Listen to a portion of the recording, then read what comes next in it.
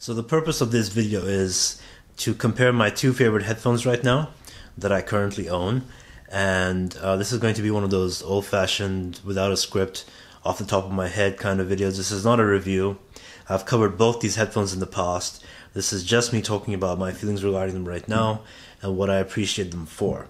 So in last year's top 5 of my favorite headphones lineup, I put the full color layer as number 1, and then the ZMF Ori, formerly known as the Omni, as number 2.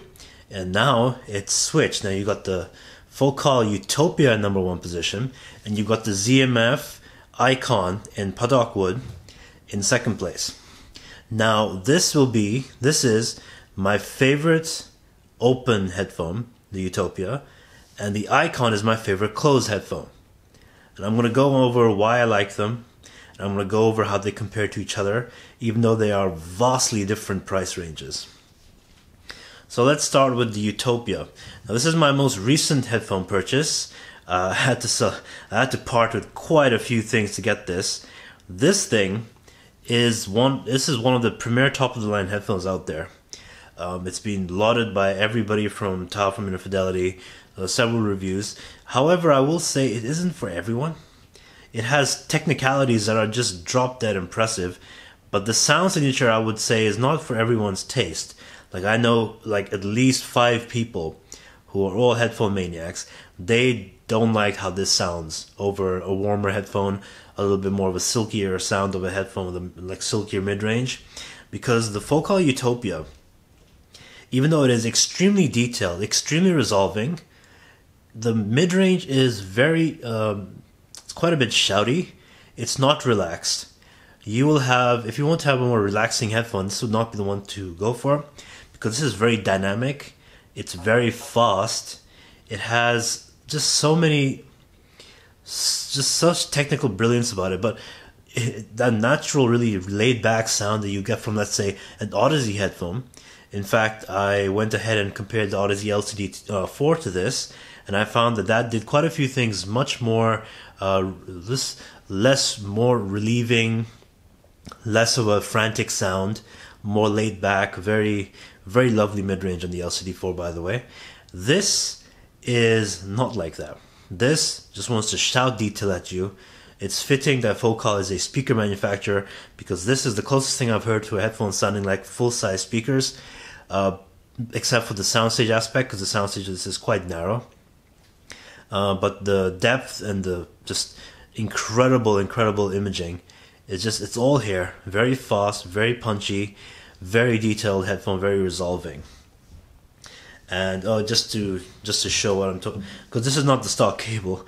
The stock cable that comes with this is like 3 meters long, and I went ahead and got a custom cable thanks to my friends over at VE Clan in China. They basically re-terminated my Alir cable, or redid it with a new, braided pattern. So on to the Eikon. Now this is a headphone that's been making an appearance in my videos since I got it back in February.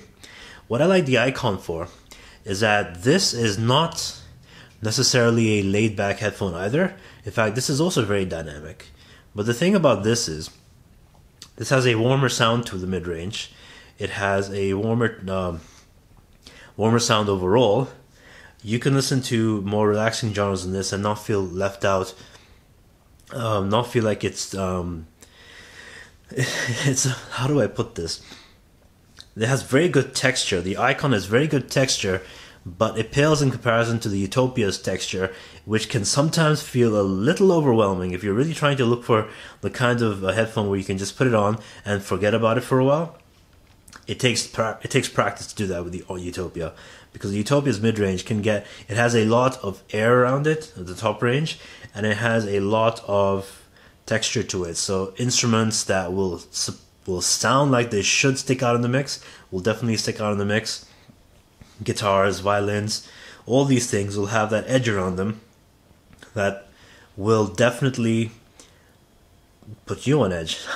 So these things, this is a little more relieving in that regard, a little bit more laid back. But what I do like about it is that it has sub bass.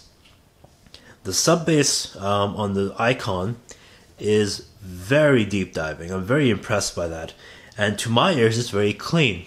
Now, I have seen measurements online that may dispute this claim. Over at Infidelity, I do believe Tyle's lukewarm review was a little unfair, in my opinion, towards the Eikon. I think this is deserving of more enthusiasm than how he put it. This headphone is a very, very clean sounding headphone, despite what you may see in the measurements. I think it's something you should really just go and try for yourself. But this headphone, the deep sub bass, is something that I do sorely miss when I'm listening to the Utopia. Now, some people try using the Alere pads with the Utopia to try and get a deeper sound. Yes, you do get a little bit more sub bass with that, but like I showed in a previous video, like I talked about, it does take away the detail. It puts like a ceiling on top of the airiness of the headphone. I do not recommend that.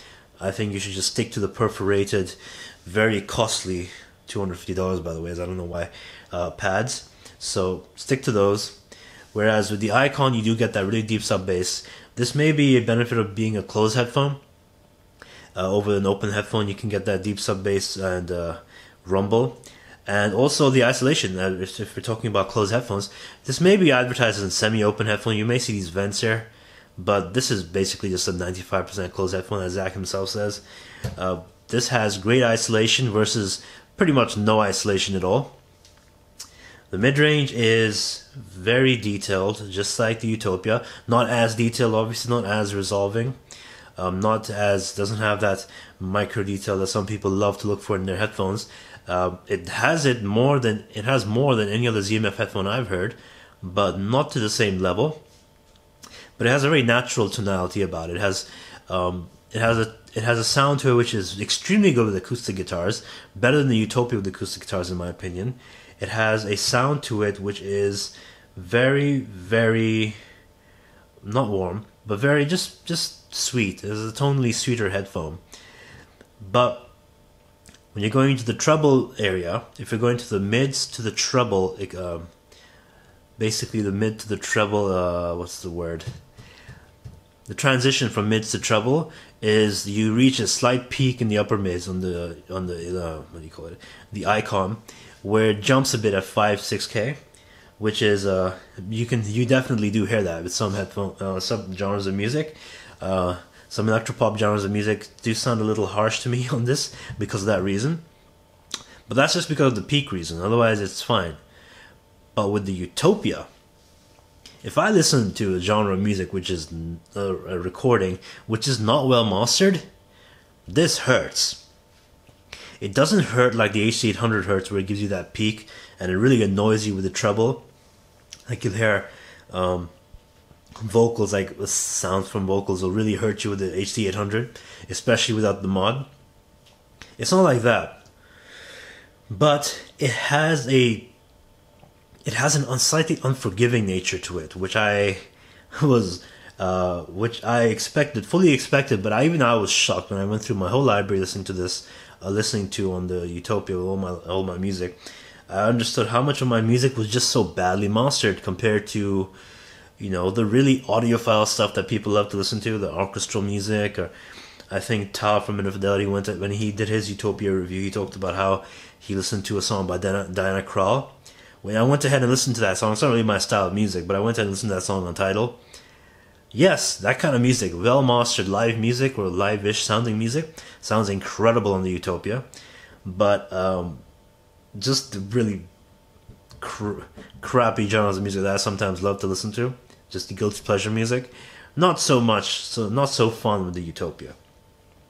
More fun on the Eikon, but even then, both of these headphones are slightly unforgiving versus quite unforgiving, but not extremely unforgiving like the HD800, because I could not stand that. In fact, I went ahead and sold mine, and I hope the new guy likes it a lot more than I did, because even though it has its own strengths, that's what I'm trying to say. But yeah, not a very forgiving headphone.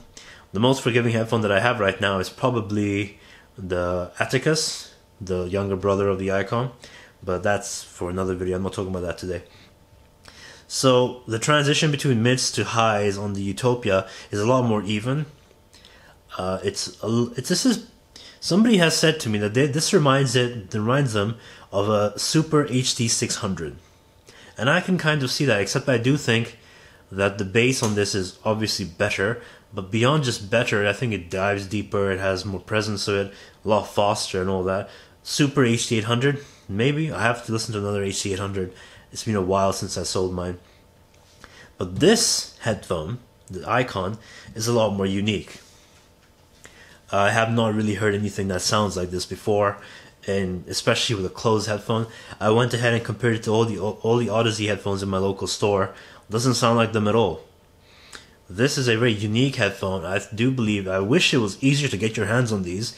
I wish there wasn't such a huge lead time, but I think ZMF is like 3 employees, so you gotta consider that. But if you do find this in a local store, I do believe Zach is trying to expand. Do give them a listen. I think they're very nice. Now, price to performance between the two, I can just tell you right now. The fact that of all the headphones that I listen to, this is my number one, the Utopia. Technical brilliance, I can't deny that. It's my favorite headphone for its technical brilliance. But my second favorite headphone is the Eikon. Considerably less than half the price of the Utopia. So $4,000 for the Utopia, $1,400 for the Paddock version of the Eikon, and if you want the cherry version, $1,300. And they are not that vastly different when it comes to the sound quality. I just want to basically boil it down to sound quality. You can get extremely nice sound quality from both these headphones, but the better price and performance, the headphone that wins out in that regard, is definitely the Eikon. I've talked about the Eikon for several months now. I honestly can't praise it enough. This is a headphone that I will return to, even though I have my Utopia and I listen to that, I must admit, most of the time. I will return to the Eikon and listen to it like in bed or something, or I was listening to it at my desk right now, and just, it always, because sometimes when you upgrade, when you jump up to that Summit 5 peak or whatever some people like to call it, and you go back and listen to what you had before, you do feel like, oh, I'm missing the new stuff that I like. There are some things I'll miss with the Utopia if I listen to the Eikon, but there are a lot of things that I gain, and there's also a lot of things that I really, really think that are very, very, very, very nice, and they really do, not quite neck to neck in terms of just overall just technical brilliance, but they are very similar when it comes to how they sound in certain regards. They're both very dynamic. Okay, the Eikon does not have the breakneck speed of the Utopia, which is almost electrostatic-like in my opinion, high-end electrostatic-like. It doesn't have it doesn't just shove detail in your ears, like, it just doesn't do that, but it does have a very nice amount of very natural detail retrieval, which I think is on par with, I would say, just slightly less than another flagship closed headphone, the Ether C Flow. But I do believe that the Eikon trumps the Ether C Flow when it comes to natural tonality, because there isn't a single instrument that I've heard on the Eikon that sounds off to me, whereas with the Ether C Flow I don't have to go very far to find things that sound a little bit weird to me. Such as acoustic guitars, and those don't sound so good to me. Anyways, so what I'm trying to say is that this is a huge price of performance headphone. It does have the shortcomings of it being a closed headphone though.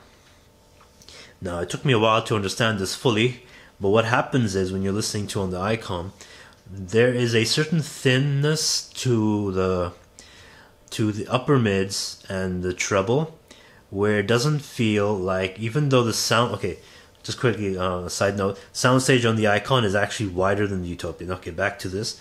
It doesn't feel like there has much depth. It's a little bit like an HD800 in that way. It's a little, there's something going on there where it doesn't feel like it doesn't feel like you're getting enough sense of the music coming from not behind you, but it just is not enough depth to the instruments, in my opinion. There's a slight difference. There's not something. It is something I've heard with other closed headphones as well. So I'm pretty sure this is something to do with the closed headphone being technically slightly inferior than open headphones. Whereas with the Utopia, you don't have that problem. In fact, not even just the Utopia. I do feel like there's a little bit more depth with the LCD3 by Odyssey, the LCD4 especially by Odyssey.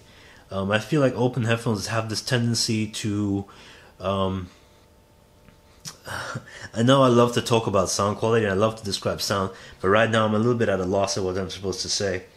There is something to the instruments on an open headphone, especially stuff like pianos. Yeah, there is this thing I hone in on. Pianos on an open headphone will sound like a little bit more live if it's a good open headphone. It'll sound a little more live. The chords will sound like they have something you won't just hear the notes, you will hear the resonance underneath it. Whereas with something like the Eikon, it'll feel a little rolled off in the lower end. Pianos and stuff. That is probably the biggest thing I can take away from a closed headphone versus an open headphone. But then you have to understand, if you're going to closed headphones, they have a better tendency to replicate sub-bass, and they have a better tendency to just give you the isolation and all that. So it's all trade-offs. So the Utopia, like I've talked about, yapped on for I don't know how long this video's gone on for. Utopia is definitely my favorite open headphone, and the Eikon is my favorite closed headphone. And the fact that there's such a huge difference in price between them, and the fact that I can just use them interchangeably every day, means that I have to give huge praise to the Eikon. Utopia is the overall winner, obviously. But for $4,000, you better expect it to be a winner. But the Eikon punches above its weight. That's all I'm trying to say. Do try it out. Don't just read measurements. Do try it out if you can. And get back to me in the comments if you really enjoy what you like. Enjoyed it. If you didn't enjoy it, tell me why. I know some people do enjoy it, some people don't enjoy it. That's all. So that's been my very lazy review. I haven't really picked these up much. I guess I could just show you really quickly. Yeah, there you go. Oh yeah, the Eikon is quite a bit heavier, but both these headphones, thankfully, have extremely good weight distribution. So kudos to them for that as well. So that has been my comparison video, kind of like a vlog. But this is not a review, obviously, of the Eikon and the Utopia. So thank you, and I will see you next time. Cheers.